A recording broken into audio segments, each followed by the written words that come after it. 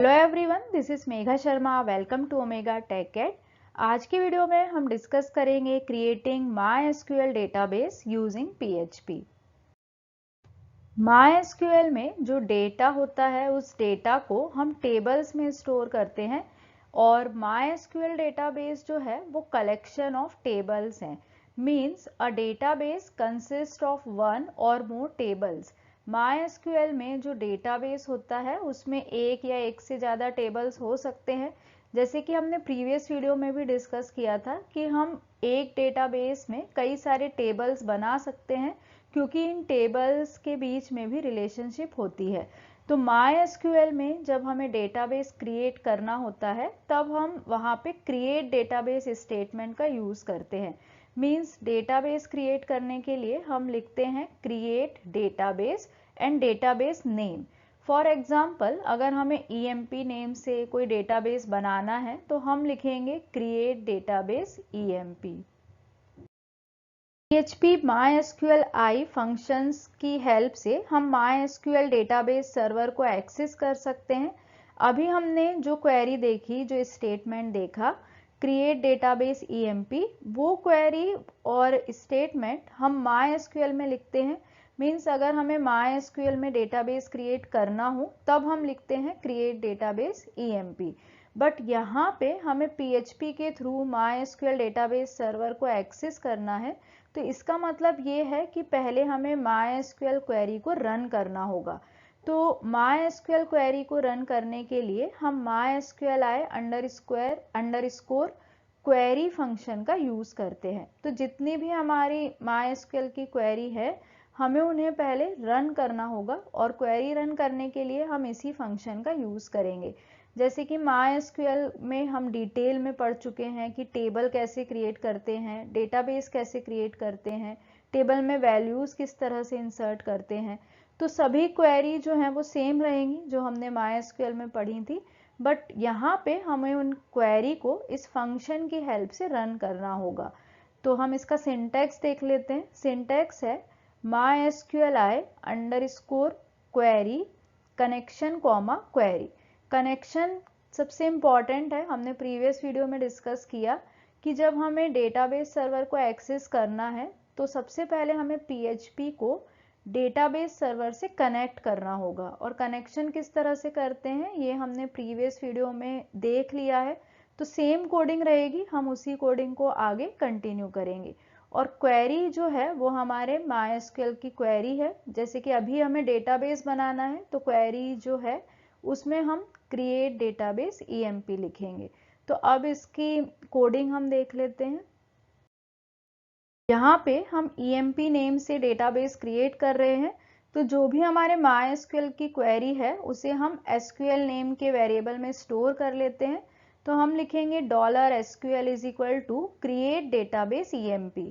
अब यहाँ पे क्रिएट डेटाबेस EMP ये हमारी क्वेरी है जो हमने डबल कोट्स में लिखी है। इसी तरीके से आगे जो भी प्रैक्टिकल्स आएंगे उसमें जो भी MySQL की क्वेरी होगी उसे हम SQL नेम के वेरिएबल में स्टोर करेंगे, क्योंकि MySQLi अंडरस्कोर क्वेरी जो हमारा फंक्शन है उसमें दो पैरामीटर्स होते हैं।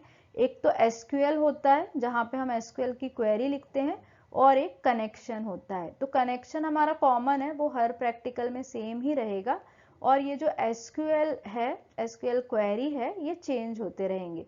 तो यहाँ पे सबसे पहले हमने एक वेरिएबल ले लिया और इसमें हमने MySQL की क्वेरी लिखी। उसके बाद हम चेक करेंगे कि हमारा डेटाबेस क्रिएट हुआ है या नहीं। तो हमें एक मैसेज देना है डेटाबेस क्रिएटेड सक्सेसफुली। तो इसके लिए हम चेक करेंगे if MySQLi underscore query connection comma SQL। अगर ये सक्सेसफुल होता है, मीन्स अगर ये ट्रू रिटर्न करता है, तो हम प्रिंट करेंगे एको का यूज करके हम स्टेटमेंट प्रिंट करते हैं डेटाबेस क्रिएटेड सक्सेसफुली। अदरवाइज हम एरर फंक्शन थ्रो करेंगे MySQLi अंडरस्कोर एरर कनेक्शन। तो अगर कुछ एरर होता है तो एरर क्रिएटिंग डेटाबेस ये आएगा। तो इस तरीके से ये हमारा कोड हुआ। और जो पहले का कोड है, जो कनेक्शन बनाते समय हम कोड लिखते हैं, वो हमारा सेम रहेगा जो हमने प्रीवियस प्रैक्टिकल में देखा था। अब हम इसे प्रैक्टिकली परफॉर्म करके देखेंगे। तो सबसे पहले तो हमें कनेक्शन करना होगा, मीन्स PHP को MySQL से कनेक्ट करना होगा, क्योंकि कनेक्शन के बिना हम सर्वर को एक्सेस नहीं कर सकते। तो यहाँ पे सबसे पहले तो हमने प्रीवियस प्रैक्टिकल में जो कनेक्शन SQL.PHP में जो कोड लिखा था, सेम कोड हम यहाँ पे कॉपी कर लेते हैं। ये कोड सेम रहेगा हर एक प्रैक्टिकल में।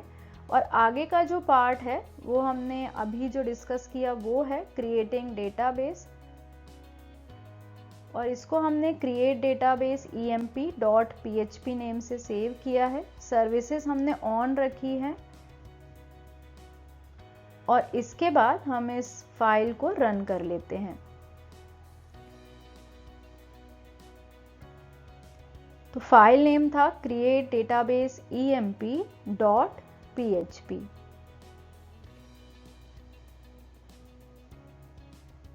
डेटाबेस क्रिएटेड सक्सेसफुली, मीन्स हमारा डेटाबेस सक्सेसफुली क्रिएट हो चुका है।